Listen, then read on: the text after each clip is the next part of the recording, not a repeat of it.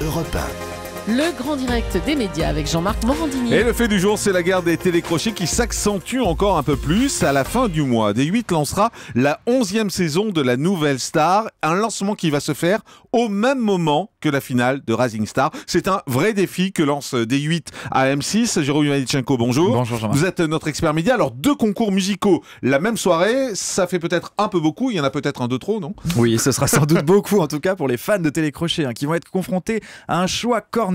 Jeudi 27 novembre, ils vont être tiraillés entre 2 chaînes. D'un côté sur M6, la grande finale de Rising Star, de l'autre sur D8, le démarrage de la 11e saison de Nouvelle Star. Ils vont devoir trancher entre le couronnement d'un vainqueur et les premiers pas des candidats du format culte Nouvelle Star, un format qui bénéficie de certains atouts cette année, notamment d'un nouveau jury avec Élodie Frégé et Yarol Poupeau qui ont rejoint les 2 anciens, André Manoukian et Sinclair, avec l'arrivée de Benjamin Castaldi à la présentation qui devrait aussi attirer les curieux. Alors pour mémoire, lorsque D8 avait relancé Nouvelle Star fin 2012, elle programmait le télécrochet le mardi soir et avait rassemblé en moyenne 1 600 000 téléspectateurs.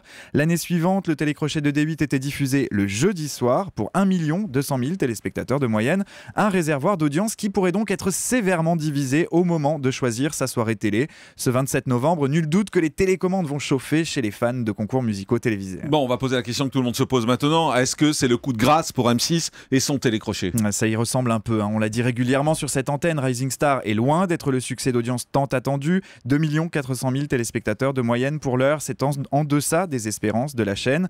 Et le plus inquiétant, c'est cette chute libre des audiences, cette érosion spectaculaire quasi constante depuis le lancement du programme fin septembre. Cela a conduit M6 à revoir sa copie en cours de route. Il y a encore quelques mois, on évoquait jusqu'à 12 prime time. Finalement, la chaîne stoppera Rising Star après seulement 10 soirées. On dirait qu'il s'agit d'en finir avec un programme qui a peu de chances de réapparaître dans les grilles. Et puis notons aussi que depuis les déceptions en série, M6 ne soutient plus que du bout des doigts son programme. On se souvient des déclarations assez démoralisées et fatalistes des responsables de la chaîne il y a quelques semaines, et notamment de Nicolas de Taverneau, patron de M6, qui estimait que l'émission aurait peut-être été plus à sa place sur W9. C'est dire. Chez M6, on espérait pouvoir tout de même sortir par la grande porte avec la finale de Rising Star. Nul doute que le lancement frontal de la nouvelle saison de Nouvelle Star lui met quelques bâtons dans les roues. Et ce matin, du côté de M6, on doit se dire que quand ça veut pas, ça veut pas. Et puis c'est un épisode de plus aussi, si on veut prendre un peu de recul, un épisode de plus dans une guerre que se livrent M6 et D8. Oui, une guerre des audiences. Alors bien sûr, M6 reste globalement loin devant. La semaine dernière, la part d'audience moyenne de M6 se situait à 10,8% du public. D8 est loin derrière avec 3,5%. Les chiffres ne sont pas comparables et ils sont à l'avantage de M6, mais on sait que D8 a faim. D8 a très très faim et elle est prête à se donner les moyens pour progresser encore et encore.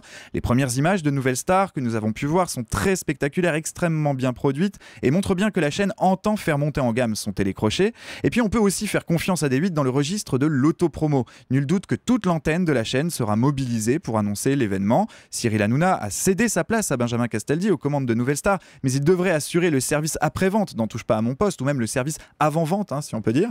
Reste qu'en tout cas qu'on ergote sur cette guerre des télécrochets, mais le vrai vainqueur ce soir-là, je suis prêt à prendre les paris, ne sera sans doute ni M6 et Rising Star, ni D8 et Nouvelle Star. Ce jeudi 27 novembre, TF1 programmera un épisode inédit de sa série Profilage, une série qui rassemble 7,5 millions de téléspectateurs pour près de 30% du public, avec Odile Vuillemin et Philippe Bas. Alors niveau chanson, ces deux-là ne sont pas terribles, mais niveau audience, ce sont eux les vrais vainqueurs. Merci beaucoup Jérôme Ivanichenko. Et dans la guerre entre D8 et M6, il faut noter hier soir, il y a seulement 60 000 téléspectateurs d'écart entre Cyril Hanouna en Access et 100% Mag sur M6. Donc on voit que ça se rapproche et on comprend pourquoi cette guerre est de plus en plus forte entre D8 et M6. Et désormais, elle prendra la place le jeudi soir dans ce télécrochet, en tout cas au moins pour un jeudi, puisque M6 va mettre fin à Rising Star. Ce sera la finale qui sera diffusée ce jour-là.